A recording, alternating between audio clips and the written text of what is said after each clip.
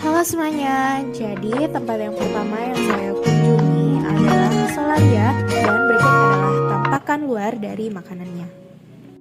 Seperti yang teman-teman bisa lihat, peletakan lauk yang berada di atas nasi membuat porsi dari makanan ini terlihat lebih banyak dan lebih padat. Tambahan kremesan dan saus juga menambah kesan menarik pada makanan ini. Dan yang selanjutnya adalah aroma dari makanan ini.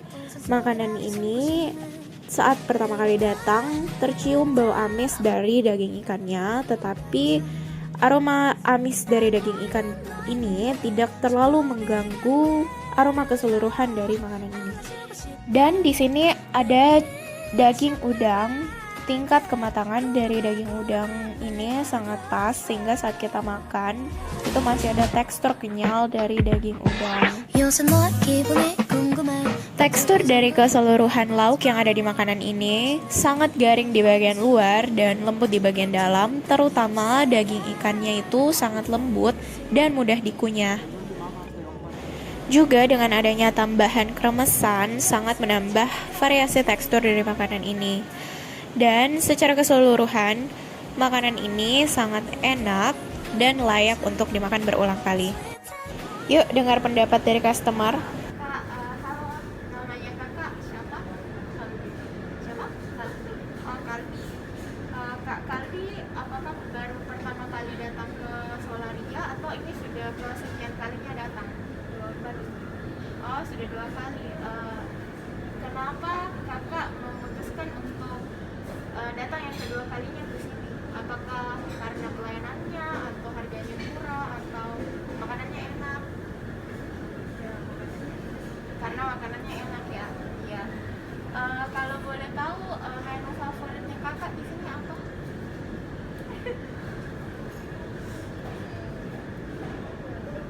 Belum tahu ya, belum memutuskan ya. Kalau begitu menurutnya kakak itu range harga di sini itu termasuk normal atau kemahalan atau bahkan murah? Normal ya, normal. Kalau misalnya nih kakak dapat makanan di luar sana yang kualitasnya sama tapi harganya lebih murah, apakah kakak tetap memutuskan untuk makan di sini atau di tempat yang lain? Tetap di sini ya. Makasih kak waktunya. Dan yang selanjutnya ada Pocoyo. Dapat dilihat dari kemasan dan bentukannya sangat menarik dan sudah pasti diminati banyak orang. Bentuk wafelnya yang rapi dan kemasannya yang penuh dengan animasi sudah pasti menarik minat orang dari berbagai kalangan usia. Tekstur dari waffle ini termasuk unik ya, karena di bagian pinggirnya itu sangat renyah dan di bagian tengahnya lembut. Untuk aroma, waffle ini sangat wangi karena ada aroma coklat dan mentega. Di dalam waffle ini juga disertai dengan selai coklat, yaitu Ovomaltine, sehingga tekstur crunchy dari Ovomaltine itu menambah variasi tekstur dari waffle ini. Secara keseluruhan, rasa dari waffle ini sudah terasa sangat enak dengan perpaduan dari selai coklat yang manis dan dinetralisir dari adonan wafelnya. Tapi menurut saya masih kemahalan untuk porsi yang segini.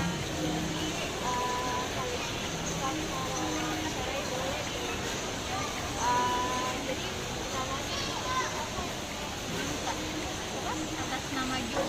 Oh, Jun. Kalau boleh tahu kakak kerjanya sudah berapa lama?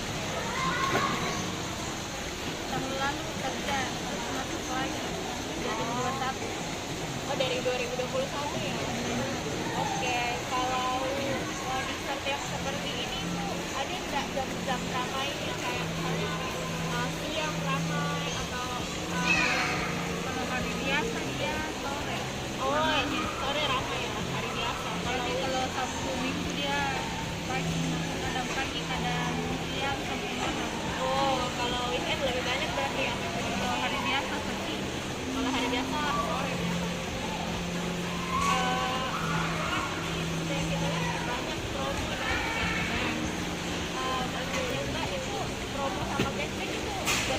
besar tidak sama penjualannya atau biasa gitu? Makanya, oh berarti orang lebih banyak udah pakai promo nih. Kecuali Bank Mega. Oh, pakai Bank Mega. Jadi berpengaruh ya Bank Mega ya.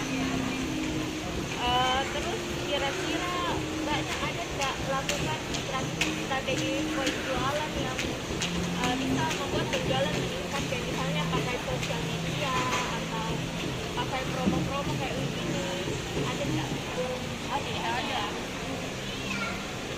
Oke.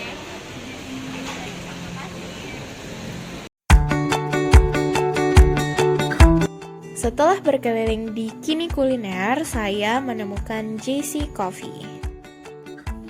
Dengan adanya desain yang unik yang tertera pada kemasan dari JC Coffee ini, membuat kemasan JC Coffee ini terlihat lebih premium, serta perpaduan warna yang ada pada kopi ini membuat kopi ini terlihat lebih menarik dan menyegarkan.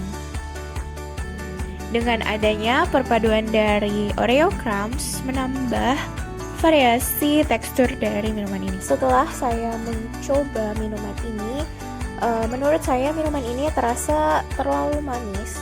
Tetapi setelah beberapa kali meminumnya, saya baru sadar tentang perpaduan antara susu yang digunakan dan gula aren, membuat rasa manis dari gula aren tersebut lebih netral. Dari segi aroma, kopi ini terasa sangat sempurna dengan adanya perpaduan aroma manis dari gula aren dan kopi yang premium.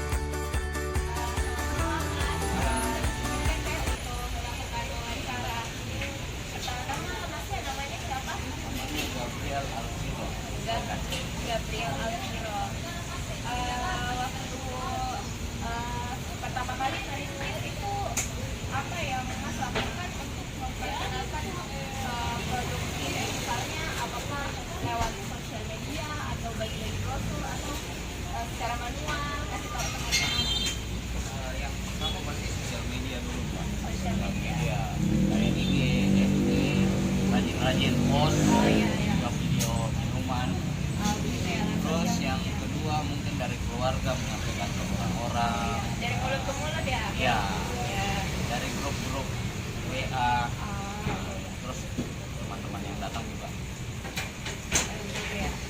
Terus pertanyaan yang kedua itu, kalau setelah melakukan promosi nih, kan sudah banyak yang kenal dan sudah banyak yang minat. Terus apa yang Masnya lakukan untuk bisa mempertahankan konsumen agar bisa terus datang berbelanja, menjadikan konsumen sebagai pelanggan tetap? Konsistensi dari rasanya sendiri. Konsistensi rasa. Iya, kan ada kadang awal buka enak, tengah-tengah lari lupa karena mau mengejar profit yang besar, akhirnya mengorbankan taste-nya, rasanya. Selanjutnya, bagaimana caranya Mas itu mengatur stok bahan baku untuk mengurangi bahan baku yang cepat expired, kayak misalnya susu? Caranya Mas berbelanja itu seperti apa? Misalnya per hari, per bulan? Kalau saya restock kan kebetulan pakai aplikasi juga Mbak, jadi kelihatan dari aplikasi barang-barang apa saja yang kurang. Namanya dia keluarnya berapa cup per hari itu kan otomatis dia potong sendiri stoknya. Jadi dari aplikasi bisa menyampaikan ke saya bahwasanya oh stok ini sudah berkurang. Oh, lewat aplikasi ya manajemennya ya? Terus selanjutnya zaman sekarang itu kan banyak sekali menjamur toko-toko yang menjual kopi, minuman-minuman. Nah, bagaimana itu caranya Mas bisa bersaing dengan penjual-penjual kopi yang lainnya? Pertama dari itu Mbak, dari rasa yang konsisten. Harus konsisten ketika kita mau jalan dengan konsep premium ya premium. Kebetulan saya dengan konsep premium, jadi makanya itu yang saya jaga Mbak. Itu yang saya jaga, kualitasnya yang saya jaga. Karena kalau kejar kuantitas itu Mbak gampang. Kalau cuma satu kali dua kali Mbak. Tapi setelah itu kan bisa saja orang bilang tidak enak, jangan pun ke situ deh. Tapi kalau enak kan dia bisa tanya teman di sana begitu enak. Yang terakhir, apa yang Masnya lakukan kalau mengalami stagnasi dalam bisnis? Kayak misalnya pendapatan